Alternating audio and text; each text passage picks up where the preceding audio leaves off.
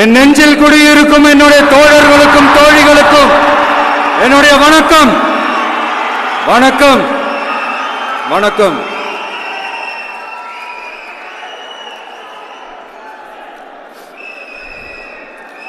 கதறல் சத்தம்லாம் எப்படி இருக்கு?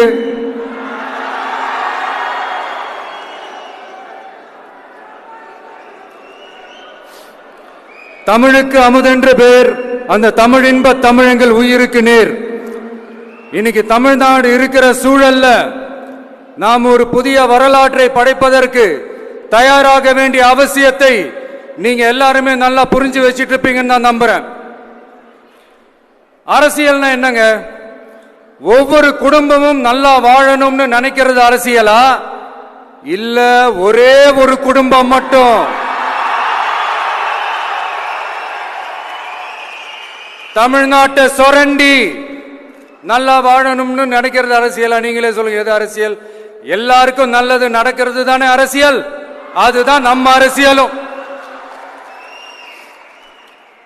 காட்சிக்கு திராவிடம், ஆட்சிக்கு திராவிட மாடல்னு தினம் தினம் மக்கள் பிரச்சனைகளை மடைமாற்றி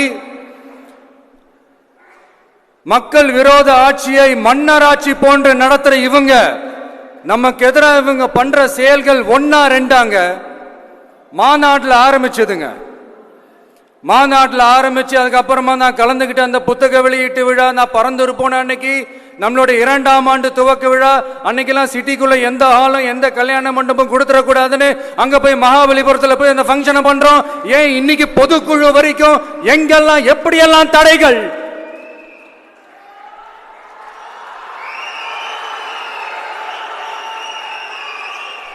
ஆனா அத்தனை தடைகளையும் தாண்டி நம்மளுடைய தோழர்கள் சந்திப்பு நிகழ்ச்சிகள், மக்கள் சந்திப்பு நிகழ்ச்சிகள் தொடர்ந்து நடந்துகிட்டு தான் இருக்கும். அது தொடர்ந்து நடக்கும்.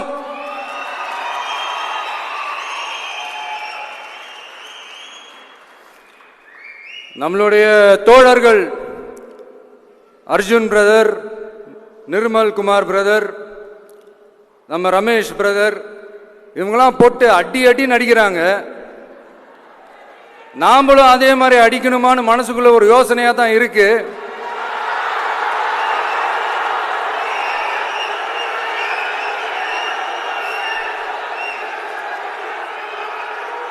ரைட்.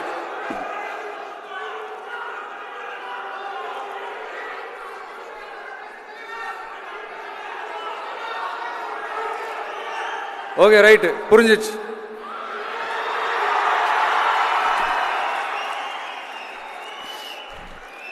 மாண்புமிகு மன்னராட்சி முதல்வர் அவர்களே,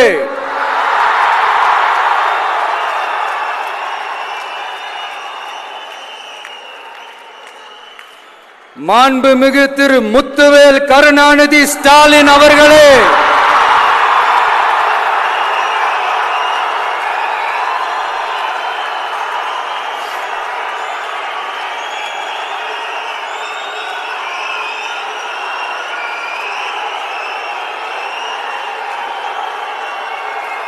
பேரை மட்டும் வீராப்பா சொன்ன பத்தாதவர்களே, செயல்லையும் ஆட்சியிலையும் அதை காட்டணும் அவர்களே. ஒன்றியத்தில் பாஜக ஆட்சியை ஒரு பாசிச ஆட்சின்னு அடிக்கடி அறைகூவல் விடுத்துவிட்டு இங்க நீங்க பண்ற ஆட்சி மட்டும் என்னவா? அதுக்கு கொஞ்சம் கூட குறைவில்லாத அதே பாசிச ஆட்சி தானே. ஒரு கட்சி தலைவனா ஜனநாயக முறைப்படி என் கழக தோழர்களையும் என் நாட்டு மக்களையும் பார்க்கறதுக்கோ சந்திக்கிறதுக்கோ தடை போடுறதுக்கு நீங்க யாருங்க?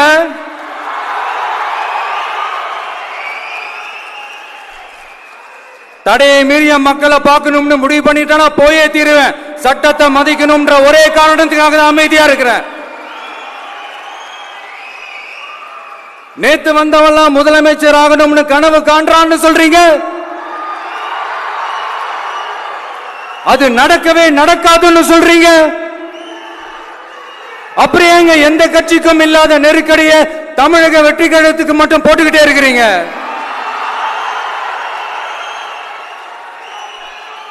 அணை போட்டு ஆத்த வேண்டும்னா தடுக்கலாம், காத்த தடுக்க முடியாது. அதையும் மீறி தடுக்கணும்னு நினைச்சீங்கன்னா சாதாரணமா இருக்கிற காத்து சூறாவளியா மாறும். ஏன் சக்தி மிக்க புயலா கூட மாறும். எனது அருமை தமிழக வெற்றி கழக தோழர்களே, நான் மாநாட்டில் ஒரு விஷயத்தை ரொம்ப வலியுறுத்தி சொன்னேன். அதே தான் இங்க நான் திரும்பவும் ரிப்பீட் பண்றேன். இந்த மண் பிளவுவாத சக்திகளுக்கு எதிரான மண், சகோதரத்துவ மண், சமய நல்லிணக்கத்தை பேணும் சமூக நீதிக்கான மண். இதை நம்ம பாதுகாத்தே தீரணும். உங்க எல்லாரையும் வேண்டி வேண்டி கேட்டுக்கிறேன். தமிழ்நாட்டிலிருந்து பல பகுதிகளிலிருந்து வர செய்திகள்லாம் கேட்கும் போது மன உளைச்சலையும் மன வேதனையும் தரதாகவே இருக்கு. சட்டம் ஒழுங்குன்னு ஒன்று இருக்கிறதாவே தெரியல. அதுக்கெல்லாம் இந்த கரப்ஷன் கபடதாரிகள் கவர்மெண்ட் தான் காரணம். இந்த நிலைமை மாறணும். அதுக்கு இருக்கிற ஒரே வழி, இங்க உண்மையான மக்களாட்சி மலரணும். அது வரணும்னா இவங்கள மாத்தணும்.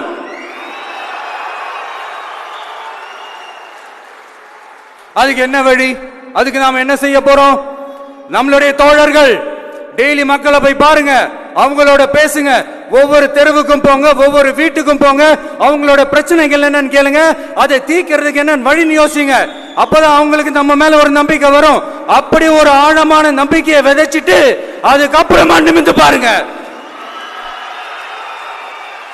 ஒவ்வொரு வீட்டோட உச்சிலையும் தமிழக வெற்றி கழகத்தோட இரட்டை போர் யானை வாகை மலர் கொடி தானா பறக்கும், தானா பறக்கும்.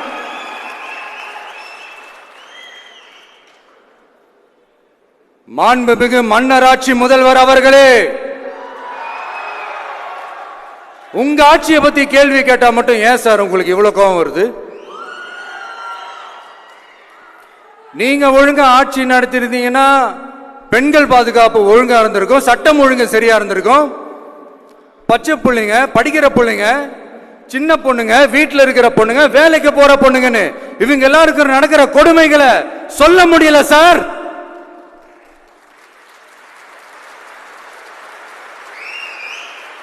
இதுல வேற உங்களை அப்பான்னு வேற கூப்பிடுறாங்கன்னு சொல்றீங்க.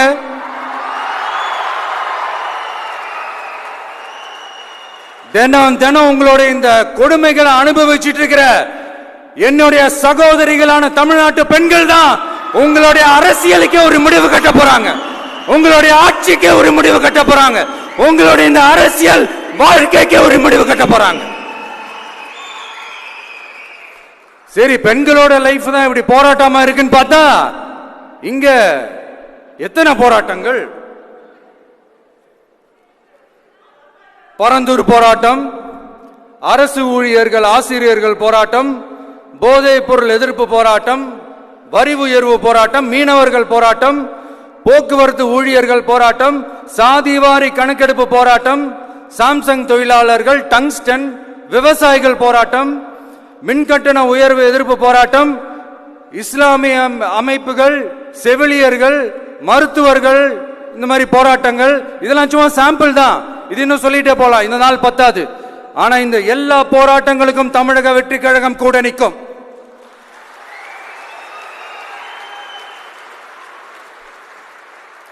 இங்க நீங்க தான் இப்படின்னா அங்க அவங்க யாரு? உங்க சீக்ரெட் ஓனர். அவங்க உங்களுக்கும் மேல மாண்புமிகு திரு மோடிஜி அவர்களே,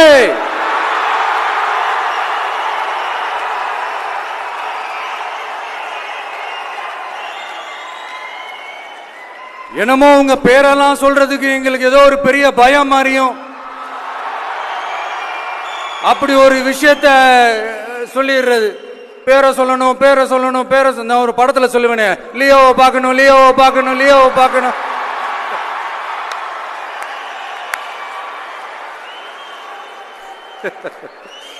இல்ல இல்ல, சத்தியமா அப்படிதாங்க இருக்கு. சென்டர்ல ஆள்றவங்கன்னு சொல்றோம். சென்டர்ல யார் ஆள்றா? காங்கிரஸா? இங்க ஸ்டேட்ல ஆள்றவங்கன்னு பேசுறோம். இங்க யார் ஆள்றா? அதிமுகவா? அப்புறம் என்ன பேரை சொல்லணும், பேரை சொல்லணும்? புரியலையே. நீங்க தானே கேட்டீங்க, வச்சுக்கோங்க.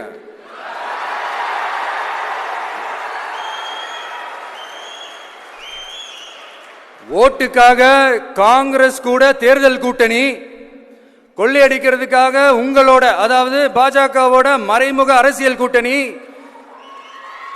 இப்படி உங்க பேரை சொல்லியே மக்களை ஏமாத்துறதும் உங்க பேரை சொல்லியே மக்களை பயமுறுத்துறதும், இப்படி இந்த கரப்ஷன் கபடதாரிகளுக்கு மறைமுகமாக உதவும் உங்க அரசுக்கு ஏஞ்சி தமிழ்நாடு தமிழர்கள்னாலே அலர்ஜி.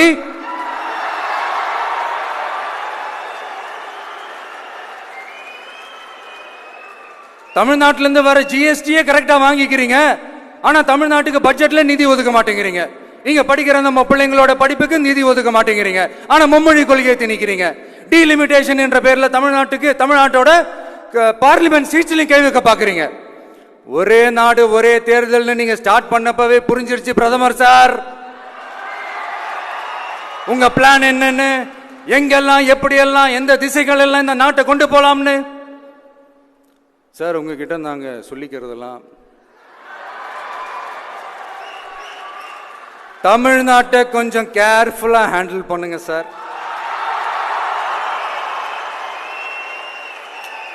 ஏன்னா தமிழ்நாடு பல பேருக்கு தண்ணி காட்டின ஸ்டேட் சார், பல பேருக்கு தண்ணி காட்டின ஸ்டேட் சார். பார்த்து செய்யுங்க சார், மறந்துடாதீங்க சார்.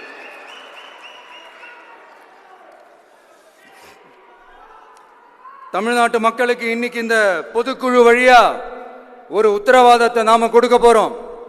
நம்ம ஆட்சி, அதாவது உங்க ஆட்சி, உண்மையான மக்களாட்சி, தமிழக வெற்றி கழகம் தலைமையிலான அறுதி பெரும்பான்மை பெற்ற ஆட்சி, அதே சமயத்தில் அதிகார பகிர்வுடன் கூடிய ஆட்சி. அப்படி இந்த ஆட்சி அமைஞ்சதும் பெண்கள் பாதுகாப்பை 100% உறுதி செய்வோம்.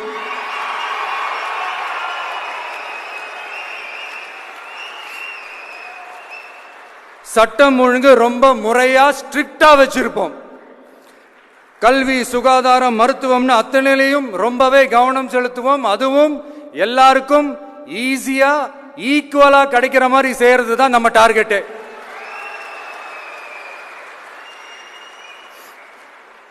அரசு ஊழியர்கள், ஆசிரியர்கள், போக்குவரத்து தொழிலாளர்கள், மின்சார வாரிய ஊழியர்கள்னு தொழிலாளர்கள் பக்கமும் நாம கண்டிப்பா துணையா நிற்போம். ஏன்னா நாம எப்பவுமே உழைக்கிறவங்க பக்கம்தான்.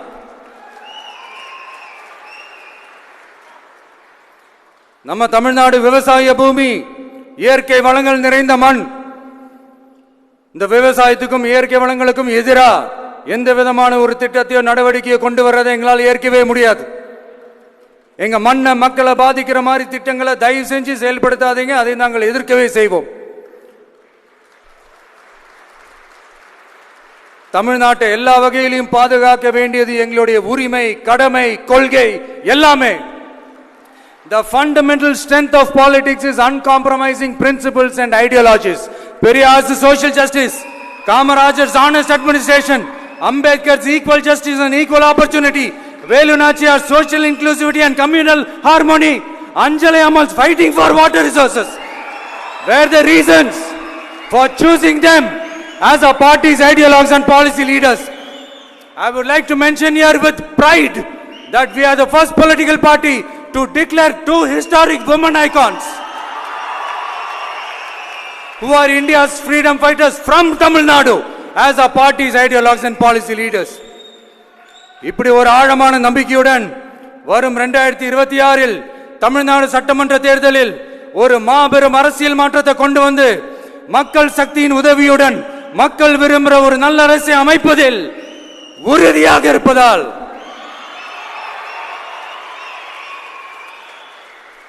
அதை தடுக்கிறதுக்குன்னு சில பேர் பகல் கனவு காண்பார்கள் இல்லையா? அவங்க எல்லாருக்குமே சொல்லிக்கிறது ஒண்ணுதான், காற்று, மழை, வெயில், இயற்கையை யாரால் கட்டுப்படுத்த முடியும்? யாரால் தடுக்க முடியும்? இவை எல்லாம் கடவுளால் உருவாக்கப்பட்டவை. அப்படிதான் எம் மக்களுக்கான அரசியலையும் யாராலும் தடுக்க முடியாது. அரசியல் சூறாவளியையும் தேர்தல் சுனாமியையும் தடுப்பார் எவர். அப்படிதான் எம் மக்களுக்கான அரசியலையும் அந்த வெற்றியையும் யாராலும் தடுக்க முடியாது. அப்படி தடுக்கணும்னு நினைக்கிறவங்களோட கனவு ஒரு நாளும் மெய்ப்படாது. Before concluding my speech, few words from William Blake. Men may come, men may go, but I go on forever.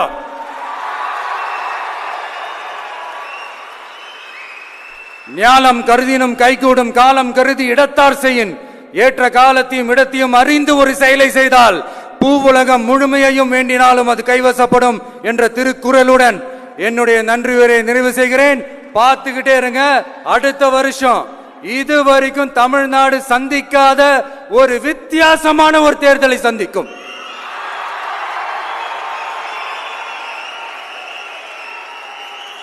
ரெண்டே ரெண்டு பேருக்கு நடுவுல தான் போட்டியே. ஒன்னு டிவிகே, இன்னொன்னு டிஎம்கே.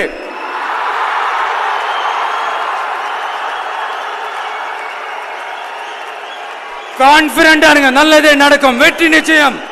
மீண்டும் சந்திக்கும் வரை நன்றி, வணக்கம்.